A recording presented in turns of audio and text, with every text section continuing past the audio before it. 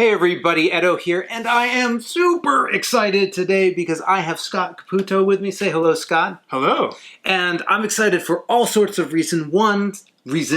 One, we're here at my house, so thanks for coming over. Thanks for having me. Absolutely, absolutely. You actually brought over some games you borrowed, which was great. Yeah. But Scott and I have been working on a game with Vincent Dutrait called the 100 Torii. That's right. And we'll talk a little about that a little bit at the end. But this is actually having an opportunity to do a deep dive Q&A with you. And I consider you to be an awesome designer. Well, thank you. And one of the really interesting things about you, which I think will be interesting for people watching, is you've sort of made a path for yourself in tile games, tile laying and using games. That's right? true. Yeah. And so first with Völuspá. Well, first was Kachina. Kachina, which was a tile laying game. Yeah. Völuspá, Whistlestop, Sorcerer City, and now the 100 Torii. Yep. All with tiles. That's right. And these are all square tiles, right? These are literally, or did you have other ones that weren't squares? Whistlestop is hex tiles. Hex tiles, okay. I haven't gotten a copy of Whistlestop yet. I'm looking forward to play it one time. Should play it. Yeah, we should. I've just been playing the 100 Torii. But anyway, to start from just in general, like your origin story, how did you get into design? Like, from whatever you were doing. What do you do? What were you doing? How did you, I want to make a board game? Sure. So I think probably like a lot of people, I originally thought I wanted to be a video game designer. And back when I started school, there was no game design major. So I went to school to be a programmer. And after college, I got a job as a programmer. And I kind of lost track of being a game designer for a while. Had some other college friends who moved into the area, and they introduced me to modern board games. And I was really surprised at all the games that I played. And a lot of them were tile-laying games. Games like Carcassonne or what games? Games like Mexica and Trias and Togiaki. Okay. So there were a lot of tile-laying games in the game where I was like, I've never seen tiles used in this way before. I gotta go play some more tile laying games. Anyway. So, I thought this was really great. And I remember one night where I was like, why don't I try this? And so, made my first game was called Unearth. So it was it's a little bit like Mealyborn, a kind of Indiana Jones theme. And it was all cards. Oh, There's actually no tiles. No tiles. That's very surprising. No. I entered that into the KublaCon Game Design Contest. Oh, nice. Which is a local con here in the Bay Area. And somehow I won. First place. Nice job, sir. So that was kind of a start. But the game won, but was it published? Well, that's the sad part of the story. So over the years, I've submitted that game to like 10 publishers, never published. However, the following year, I entered again. You can keep entering the contest as long as you're still an amateur. And the game's different. And the game's different. Okay. So I entered a really small tile-laying game called Kachina. And that year, I didn't win. However, one of the judges was like, you know what? I really like this game. I have a friend who's starting up a board game company in Seattle. Could I show it to them? And of course, I'm like, yeah. So that was Bicephalus Games. And they took a look and they loved it. They signed it. And it was one of their games they released in Gen Con 2009. So I've not played this game. Is it... I mean, I guess I've played Sorcerer City and I've played the 100 Torii. So I need to play Whistlestop. I need to play the other ones. I'm sort of I didn't do my research for the interview. It's okay. I mean, Kachina, it did all right. So it's kind of the precursor to Völuspá. Okay. So Bicephalus Games had the really big plans. They were going to come out with 20 games. And unfortunately, they didn't last long. There is no Bicephalus Games anymore. They went out of business. It's not the easiest. Yeah. And most of their games weren't that good, unfortunately. Kachina was good. There were some other games. Kachina. But I got an email from White Goblin Games. Right. So it's a Dutch company. They were like, hey, we like Kachina. They had somehow played it. And they're like, is that available? So I got the rights back. Oh, okay. And they're like, but Native American spirits, that's not really going to play well in Europe. Can we change the theme? And I said, okay. They're like, how about Nordic gods? Nordic gods. So I said, yes. So Thor and Odin. And some of the characters stayed exactly the same. Right. The wolf. Right. Fenrir. So, and Völuspá was published in 2012 and did even better than Kachina. Had an expansion. And yeah, definitely got me started. Awesome. And then so from there, Whistlestop with Bessemer Games? Bezier. Bezier Games. Bezier Games. A little later, but at Bezier Games. And then that was with Bezier Games. And then Sorcerer City is with, hold on. Druid City Games. Which is now Skybound. Which is now Skybound. Yes. With James Hudson. That's right. And that, I played a prototype. Is that actually out now? Is that available, or is that soon to come? Where is that in the? Sadly, not out yet. Not out yet. Not yet. Much our Kickstarter backers would like to have it now. It was originally promised for, I think, January, February. Oh, but the latest update is, I think, August. I won't. We won't belabor that point. But like, okay, coming on. But when you play it, you'll be like, this is another amazing tile game. Well, so, I'll take some of the blame because they found out there's so many tiles in that box that it was literally crushing the box.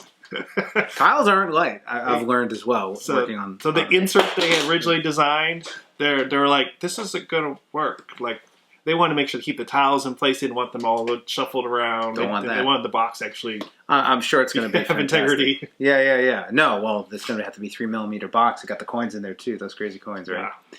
So to continue along, and actually I want to spend more time talking about tile-laying games, sure. but just to finish the narrative, we're at sort of intersecting things.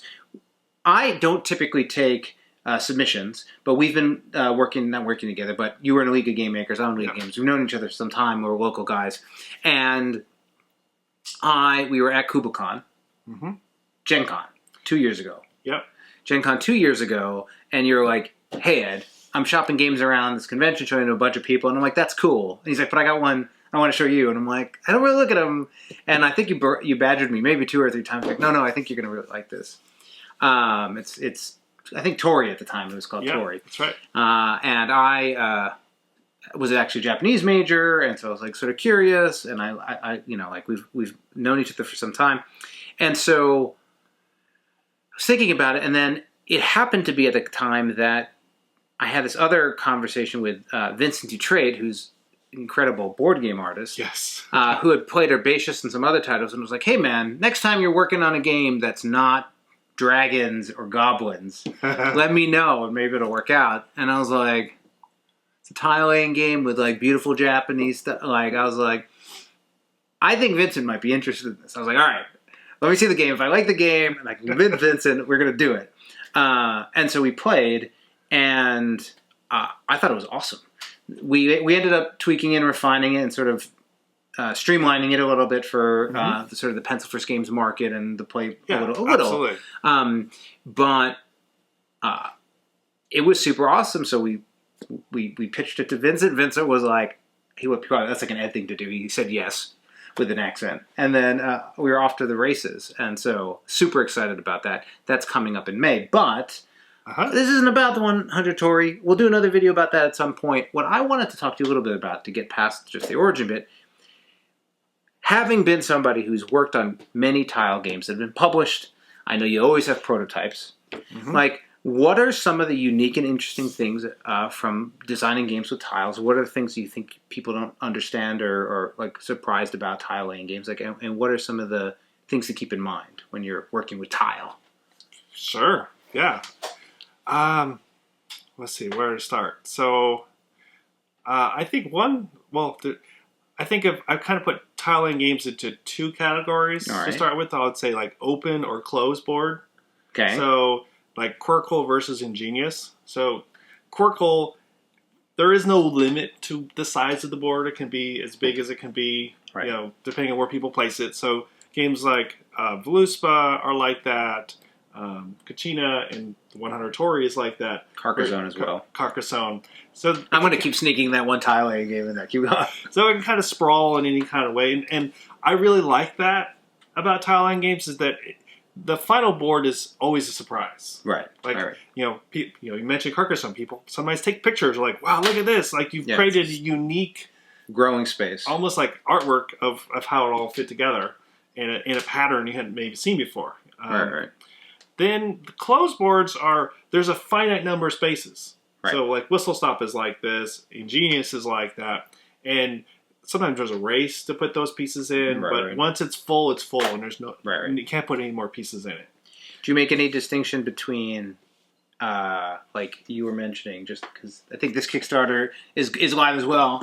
This has this Italian game, not by Scott Caputo, but in this one, because I've played it, you have your own tile. It's open, but each player has their own tile space as opposed to a communal tile space. Do you make a distinction about that? Yeah, I would say that as well. So Sorcerer City is all about building your own city of tiles as opposed to Whistlestop where everyone is on the same group of tiles. And Sorcerer City, right, it's that distinction, but it's also got, you have this tile drafting and all those other things. There are other things in the game, for sure. There's a market. It's a deck builder. It's a tiling deck builder. Yes. Awesome. I think over time, some of the things I've learned is you really don't want any boring tiles. Well, that's an important distinction, right? Because so we've got open and closed, but then this idea of no filler, right? Like, so why is that? I mean, especially if you ever have a hand of tiles, you never want to be like disappointed. Like, oh my gosh, I got this tile. I mean, I think there's a few boring tiles in Carcassonne. You get a tile that's got like one line through it or something, sure. one road, and you're like, oh, I kind of wish I had the one with the castle. I mean, there's a lot of really cool tiles at Carcassonne, and that's part of the fun of games, of the tiling games, where you get some new tile you maybe hadn't seen for a while or hadn't seen before, and you're like, what? This has a castle, and it's got a road, it has all these features, and you're like, how am I going to put this on what I'm building?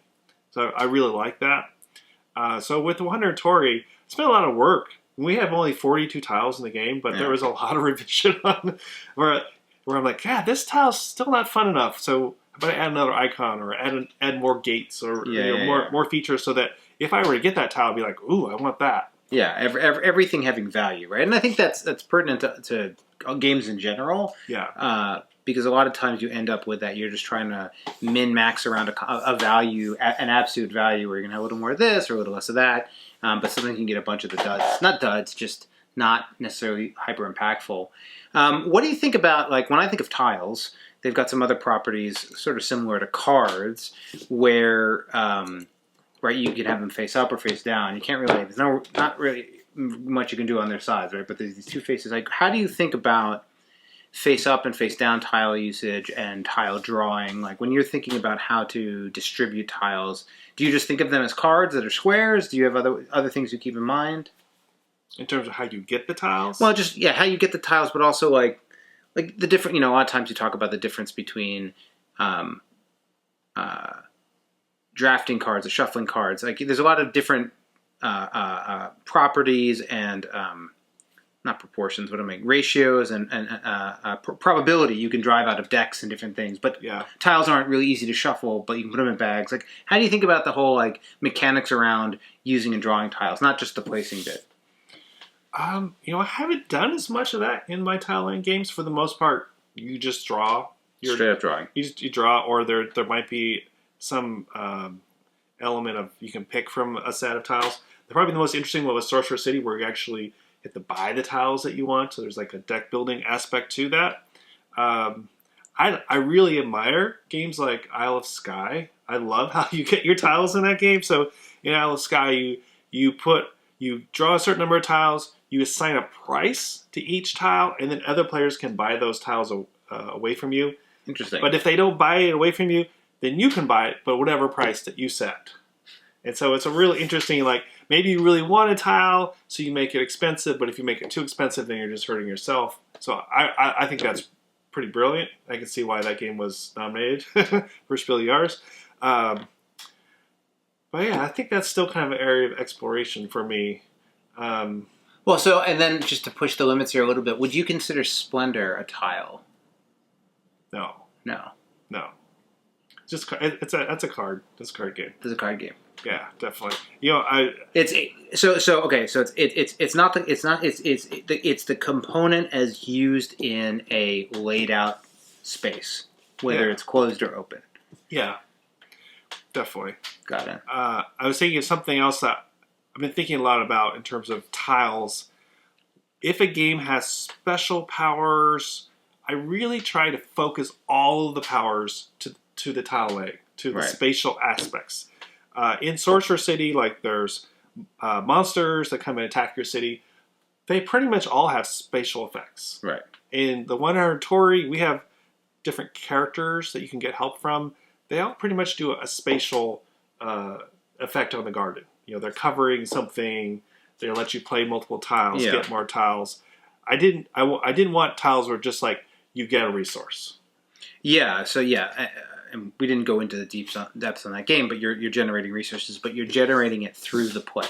Play. Yeah. I mean, I think that again, a good design advice across the board is just, hey, if you have a focal point and a central point of your game, everything that's building on it should be flowing it back through that central point. So if you add a special ability to that like shortcuts your game, like rather than doing this stuff in the middle, just get that resource without doing with this, you're breaking your core gameplay loop.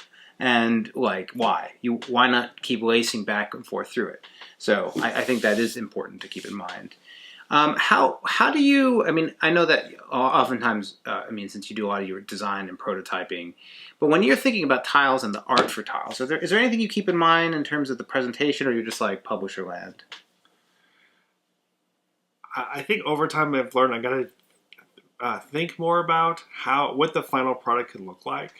Like I need to try to solve more of the graphic design issues. Not just leaving it for the publisher. Whistlestop was like kind of a big lesson in that. My very first tiles for that, I mean, it had like crazy arrows on them, and there was like so much going on that it was like it worked when you would play the prototype, but then I never really thought like, what would this actually look like as a finished product? It's kind of like just working on trying to make a fun game, but. I really try to do more of that now. I mean, I'm working on another prototype, and you know, I was thinking that kind of from the start. I'm like, okay, what visual elements will really help players play the game and make it understandable? Yeah. So I think that's something I'm learning how to do better. And I think there's some when I as a publisher in that regard, thinking about tiling games of the space and basically. Working with Vincent on the art direction. Just the pulling the visual style against the design and collaborating on the execution of it.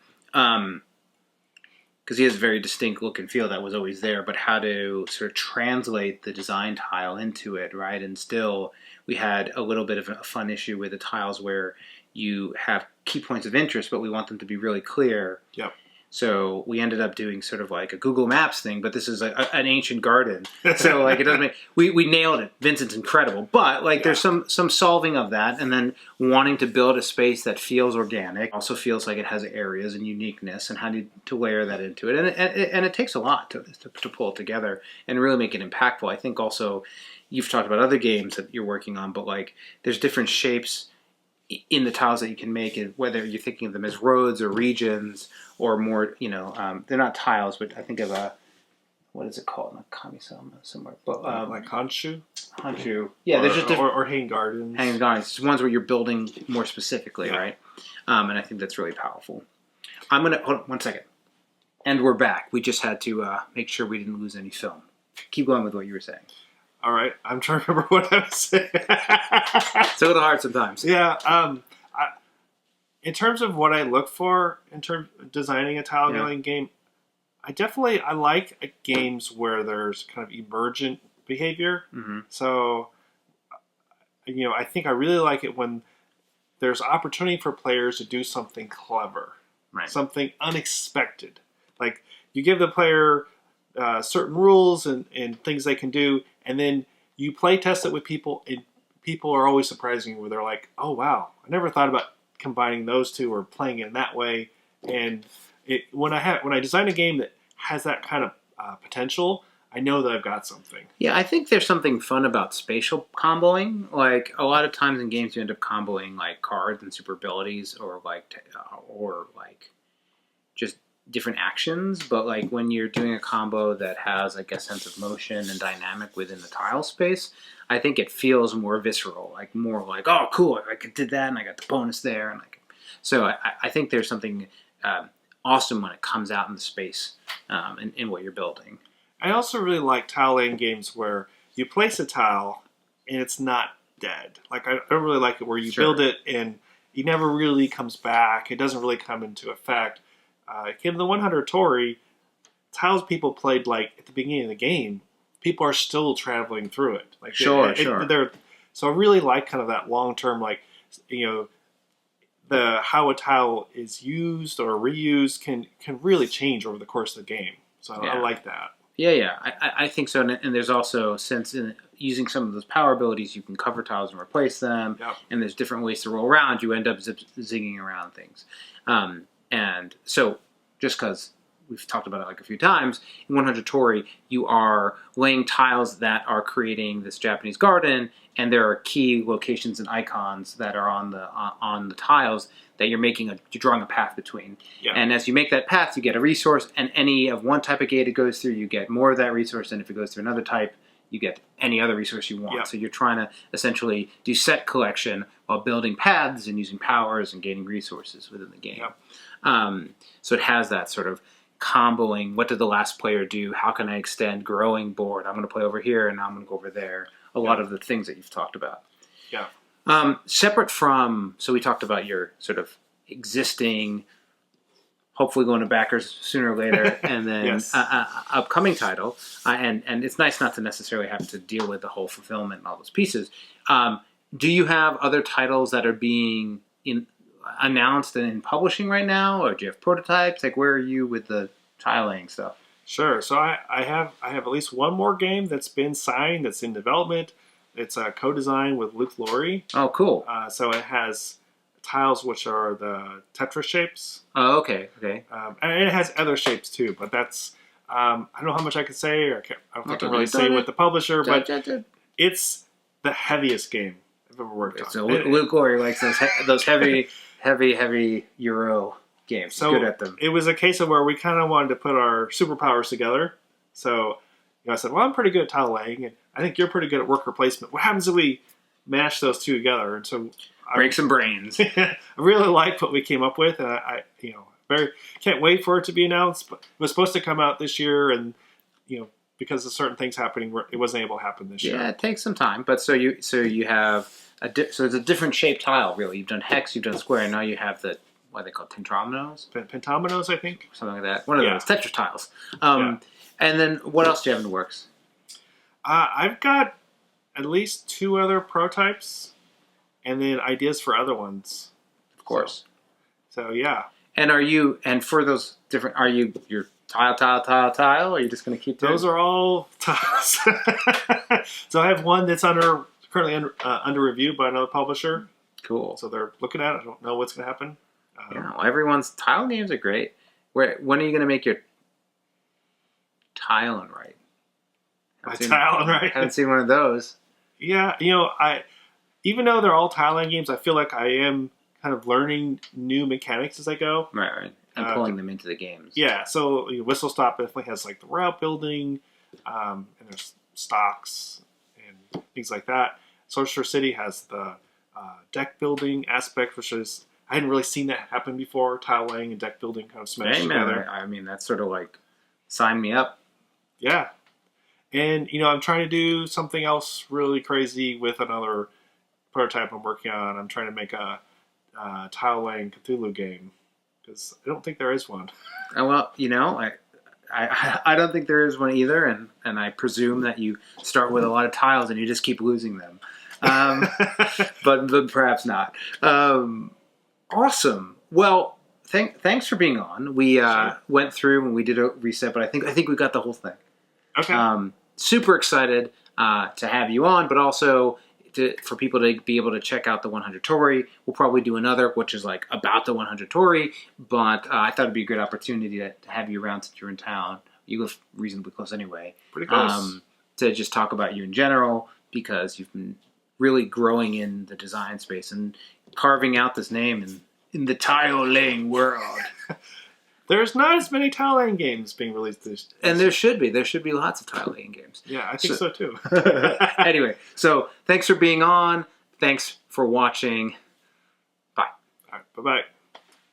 Hey everybody, Edo here, and thanks for watching Gaming with Edo. Reviews over here on this playlist, League and Insider videos over here on this one. Subscribe, share, all that good stuff. But most importantly, play some great games. Thanks. Bye.